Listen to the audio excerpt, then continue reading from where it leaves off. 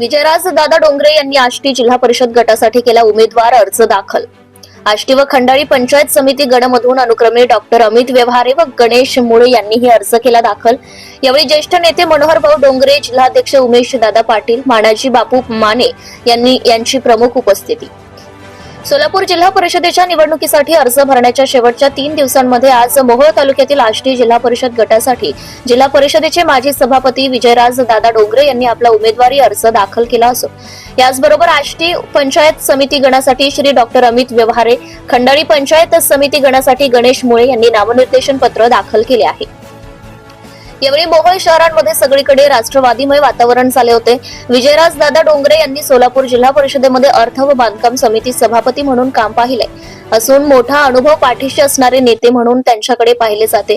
आष्टी जिल्हा परिषद गट हा पारंपरिक डोंगरे परिवाराशी निगडीत असून या ठिकाणी पूर्वीपासूनच डोंगरे यांच्या परिवाराचे वर्चस्व राहिले आहे।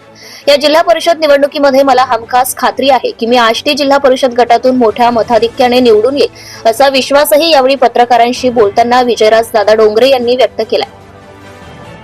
या अर्ज भरताना मनोहर भाऊ डोंगरे, अनिल पाटील, संजय तळेकर, सागर थोरात, भारत पावडे, बाळासाहेब पवार, साहेबराव काकडे, सादिक तांबोळी, दीपक गवळी, युवराज ढेरे, महेश हावळे, लखन फडतरे, दादासाहेब शिंदे, गणपत पुदे, रणजित चौरे, मानाजी माने, सर्जेराव चौरे, संजय पाटील यांसह पक्षाचे वरिष्ठ पदाधिकारी, कार्यकर्ते आणि ग्रामस्थ उपस्थित होते।